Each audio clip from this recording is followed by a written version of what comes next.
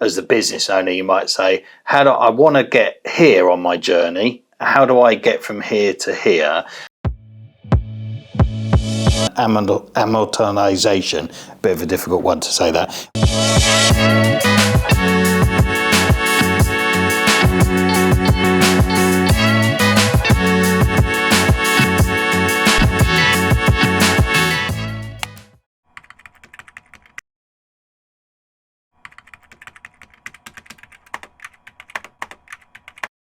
Right, hello everybody. I wanted to do a video today on vertical integration. I've done a few about businesses and what it means to run a business versus be in a business and be a business owner and so on. But a real important part of expanding as a business is actually making sure that your business vertically and horizontally integrates with each other. There's no point in kind of just like leaping headfirst into a completely another industry, if you like, if you haven't got the skill set or can't really see what the purpose of it is. So just to give you a little bit of background really to the firms that I'm involved with. So you know probably Charles Cox here. That is a property management company. We're first and foremost block management. We do that all the way across the southeast and up to London.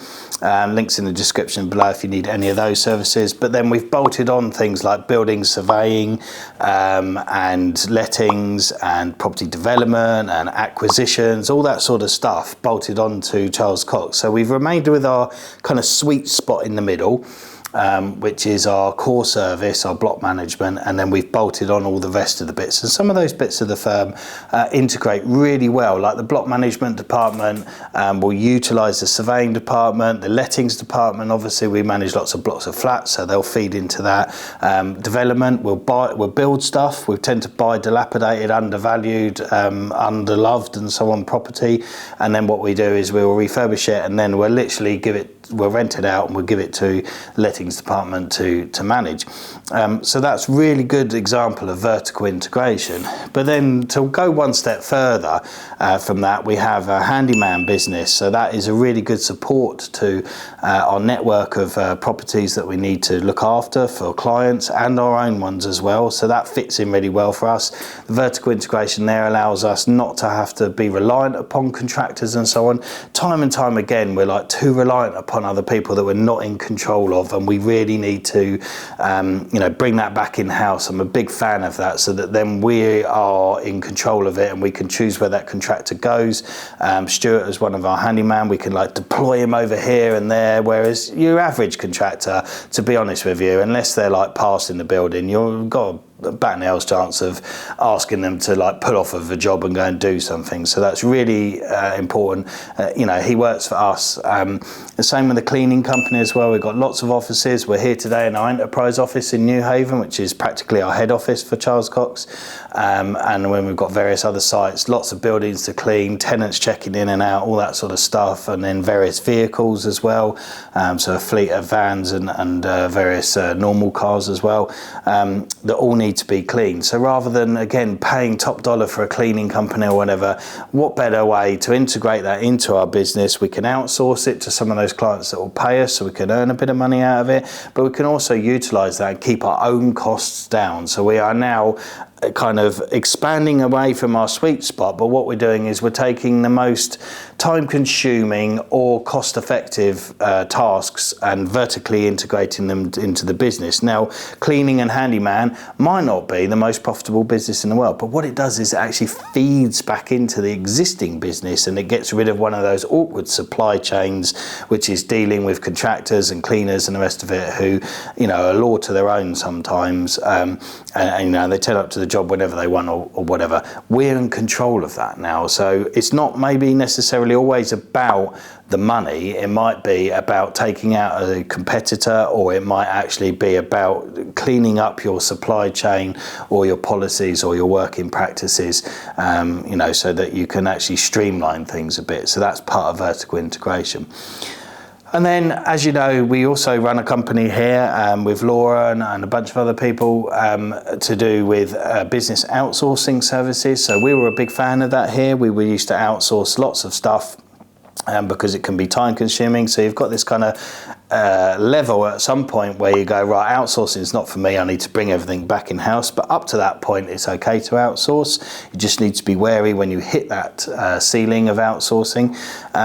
But Laura's business is a really good business for outsourcing things like bookkeeping and general administration. Started out as a VA business, and we've grown that into a really nice, sustainable business, which has got the USP that we're not just a VA.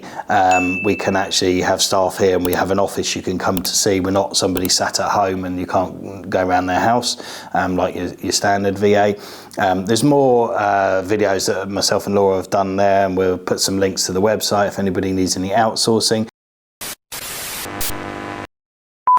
You have to look at your own team. Like obviously the other businesses that I'm involved with, you can look and say, these people have got this skill set and it's dialed in, but they're missing this. And actually a really good example for us is the bookkeeping side of things. So it's quite fairly easy to get people to operate kind of Xero or your QuickBooks on a kind of basic level task. But you might find if you're in a sort of small business that you've got kind of someone, you know, uploading your receipts or doing your kind of debt chasing or whatever.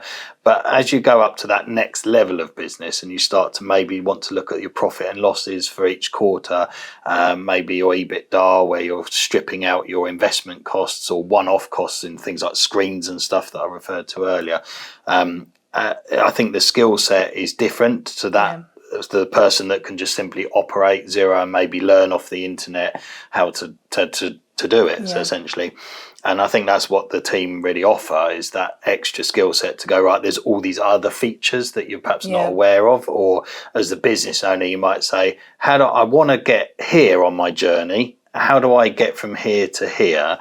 And then we'll be able to figure out what a good solution to that journey is. Whereas the member of staff that's been doing it for like the last 15 years probably is so blindsided by their day-to-day job that they don't have a clue of how to get from here to here. And they're not going to be able to advise the business owner extra things. So it's like another pair of eyes on things, really, isn't it? And I think cash flow analysis is really important, and a lot of companies don't look at that. You know, they know their accounts are in order and they know that everything's up to date and that, you know, it's all ready for the year, end of year, when the accountant takes over. But there is that middle ground where, you know, what are you doing? Where can you make savings? You know, where can you push things forward a little bit more? So it's definitely something that we group do like to help our clients with, just to look into a bit more in-depth side of things, definitely. We also have the telephone call handling business as well. So here's a squishy telephone to take your stresses away and all that jazz. But basically that business there will help us with our overflow telephones. So these are super stressful scenarios. So we can take your telephone calls for you as well, and we can manage your diaries. Charles Cox, when it rains outside, it's literally the phones goes mad because obviously everything starts leaking, or puddles and drains block up and the rest of it. No matter how much we try and fix those things and be proactive, these situations exist and happen. But we can now outsource to the telephone call handling place. So that way we can do that and then they can answer the telephone calls. So our customers are still having calls and messages taken and works orders sent out.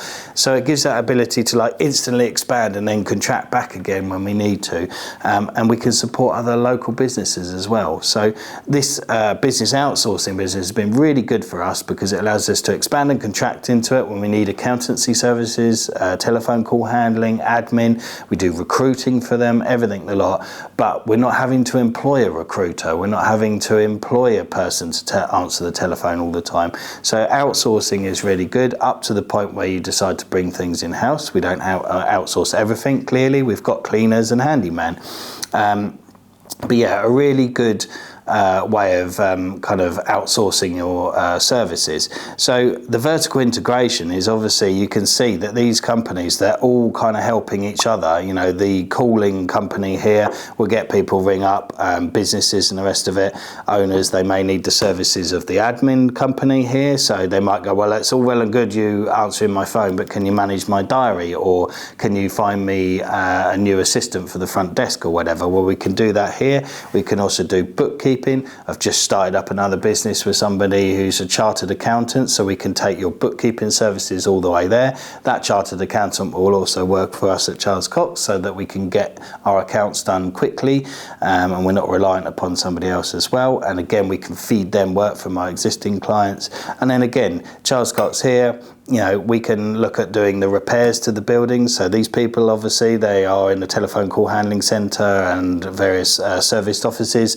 They need repairs doing to them, and various things fixing, and support there. So we can offer that there. So all these things are vertically integrated, and that's really what we look for in a business. That is it going to fit into our existing model? So things we're not looking for really: a coffee shop, a gym, you know, a children's play centre. They don't fit with this existing model here.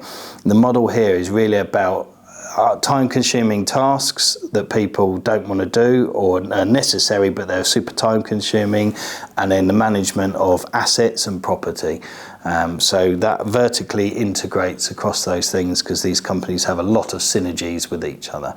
So I just thought it was useful to talk about vertical integration. We're going to do a full video on acquisitions, vertical integration, why we buy certain things and where they fit into the business and the rest of it.